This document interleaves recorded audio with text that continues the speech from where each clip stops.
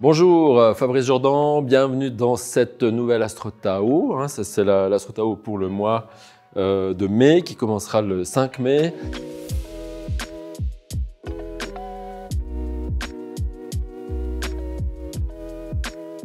Je m'excuse d'ailleurs, j'ai pas eu le temps de tourner celle du mois d'avril. On a été extraordinairement pris ici par l'organisation du festival. Et d'ailleurs, j'en profite pour vous dire qu'il y aura un peu moins de vidéos YouTube ces prochains temps. Je vais garder juste les Astro Tao jusqu'à juin, je pense, en tout cas celle-ci, puis la suivante. Après, on va reprendre un rythme un peu plus normal. Vous aurez peut-être des informations, y compris au travers de cette chaîne YouTube, sur le Festival des Arts du Tao international qui se fera ici du 24 au 26 mai.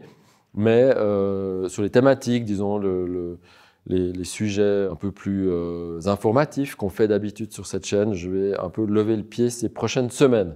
Par contre, je pense, il y a beaucoup de gens qui me réclament en fait cette Astro Tao. Je vois que le fait d'avoir raté celle d'avril, j'ai eu beaucoup de demandes qui m'ont dit « Ah, est-ce que tu vas faire l'Astro Tao d'avril ?» Non, je ne fais pas, mais en fait, de toute manière, il y a d'autres personnes qui font des choses similaires. Vous pouvez toujours vous y référer, le cas échéant, vous n'êtes pas quand même seul.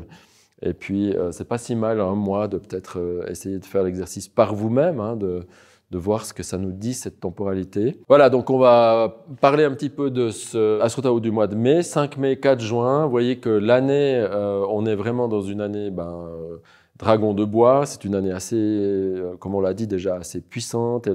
Il y a beaucoup de paradoxes un petit peu dans cette année. Il y a des tensions, ça avance un peu par nature, de manière un peu, pas chaotique, mais disons, ça avance, mais ça se fait un peu par à-coups en fait. Et on a quelque chose d'assez yang au fond dans l'année, ce qui contraste bien entendu avec le flou complet de l'année dernière. Et puis maintenant, on arrive dans un mois apparemment très yin. Vous voyez, on a Uji, on a une terre yin ici, associée à du feu yin, qui est la branche. Mais comme vous le savez aussi, la branche, c'est comme un cheval de Troie qui en réalité contient des troncs célestes. Donc, un melting pot d'un certain nombre d'autres énergies. Et quand on va regarder, vous voyez à quel point c'est un cheval de Troie, c'est que ça se présente comme quelque chose de très cool, très yin, un feu yin, mais en fait, dedans, c'est un feu yang. C'est un feu yang qui est accompagné par des gardes du corps à gauche et à droite qui tous sont très yang aussi. On a un feu yang accompagné d'un métal yang et d'une terre yang en fait. Donc vous voyez qu'on a à peu près tous les éléments ici. Il nous manque, on a de l'eau. Ici on a un truc complet, on a un peu tous les éléments à disposition puisqu'on a l'eau dans l'année. On a ici 3 éléments plus le bois de l'année. Donc on a entre l'année et le mois tous les éléments présents. Alors déjà quand on a une configuration comme ça veut dire qu'on a autour de nous tous les ingrédients pour faire plus ou moins tout ce qu'on veut. C'est quelque chose qui est intéressant de savoir. C'est un peu comme si vous voulez faire une tarte. Si vous avez tout à disposition, le sucre, la farine, tout ce que vous voulez mettre dedans, que vous n'êtes pas obligé de sortir pour y aller, eh ben, c'est plus confortable, on va dire. Donc, il y a beaucoup de possibilités quand c'est comme ça. C'est ça que ça nous dit, c'est que le champ des possibilités est large. Maintenant, évidemment, c'est avec la saisonnalité, donc le mois, c'est ce qui donne le plus d'influence, en fait, à la temporalité. Et on est obligé d'aller voir ce qui se passe ici avec ce feu yang, ce métal yang, cette terre yang. Donc, on a déjà quelque chose qui, comment dire ça, s'autoproduit. Il y a quelque chose qui est autosupportif dans ce mois. C'est-à-dire que le feu produit la terre, le feu produit la terre ici. Et donc, ça veut dire que, qu'est-ce que ça veut dire? Qu'il y a une capacité déjà de production, de visibilité. Il y a beaucoup de feu, soit yin, soit yang. Il y a de quoi introspecter, il y a de quoi briller vers l'extérieur.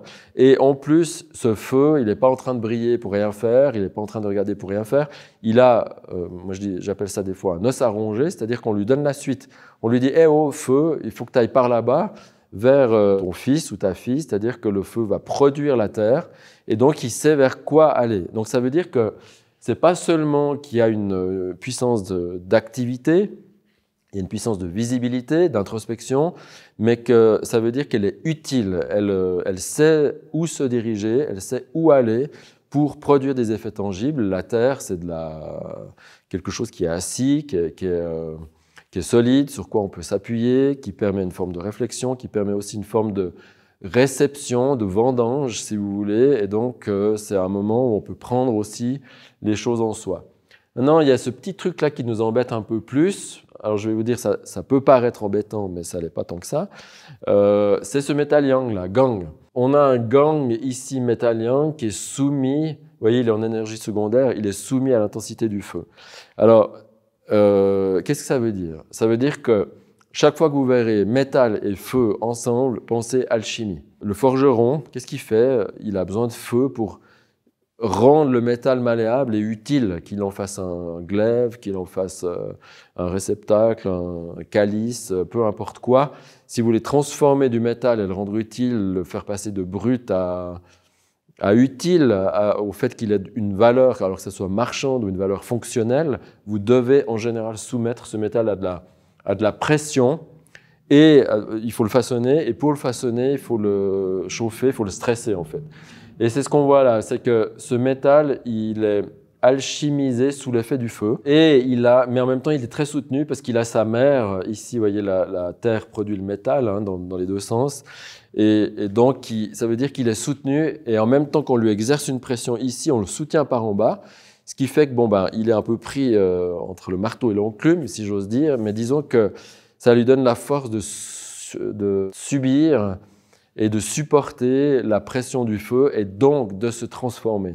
Ça veut dire que, quoi concrètement? C'est que ce moi, il est très puissant pour changer des choses. Le métal est associé à des choses qui sont constituées, qui sont stabilisées, qui sont protectrices, qui sont protectives, qui sont surprotectrices parfois, qui sont rigidifiées d'une certaine manière. Donc c'est un excellent moi pour aller réinterroger toutes nos zones de protection, toutes nos zones rigides à l'intérieur de nous, qui demandent à être assouplies, à être adoucies, à être un peu mises en mouvement au service de notre déploiement personnel et de plus de douceur, de plus de gentillesse, de moins de dureté, d'autoflagellation, dans ce qu'on fait. Donc il y a une formidable opportunité ici et vous voyez que quand on regarde l'hexagramme du moi, la puissance du grand, vous voyez ces 4 traits yang ici qui sont en train de pousser et de repousser les traits yin,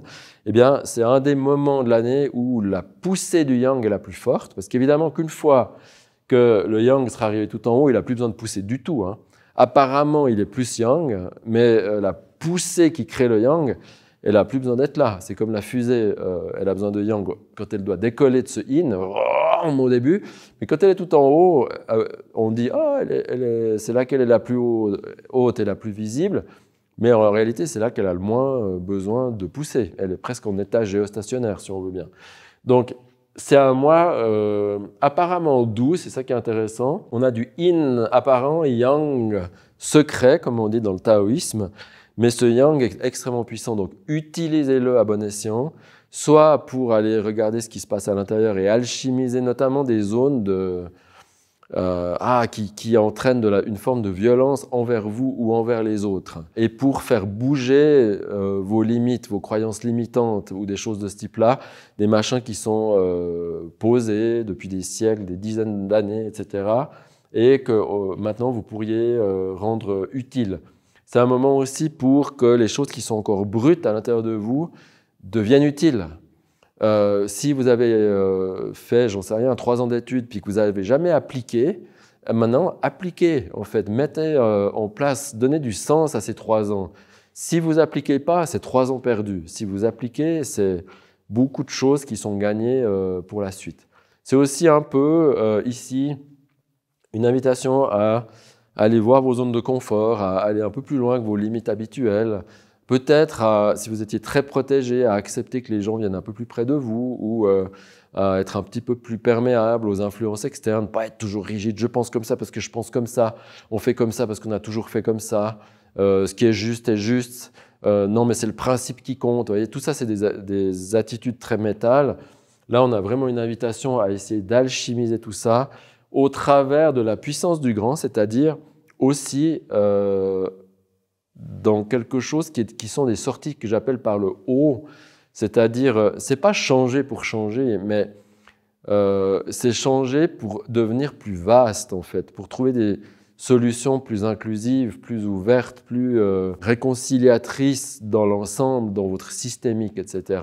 C'est essayer des nouvelles règles du jeu plus vastes, plus ouvertes, plus aimantes en fait, hein, sous la puissance de ce feu qui symbolise bien entendu de la clarté, qui symbolise le cœur, qui symbolise le fait de bien voir les choses. C'est le mot d'ordre un peu pour ce mois de mai. Ça tombe bien, nous on aura le festival pendant ce temps-là, on voit que c'est quelque chose d'assez puissant et où il y aura du feu, de la visibilité, de l'alchimie, c'est parfait pour un festival par exemple de type spirituel, mais c'est vrai tout aussi bien pour un truc externe que pour quelque chose d'interne, ça va être très bon pour toutes les cérémonies par exemple qu'on va faire, et donc de ce point de vue-là, vous imaginez bien qu'on n'a pas choisi ces dates par hasard, mais disons que c'est vrai aussi à titre individuel et essayer d'utiliser ça pour, disons, faire bouger un petit peu les limites de ce que vous ne croyez pas possible pour vous antérieurement. Vous pouvez beaucoup plus que ce que vous croyez. Voilà, donc je vous laisse avec cette phrase-là et je me réjouis de vous retrouver à la prochaine Astro Tao au début juin. À tout bientôt.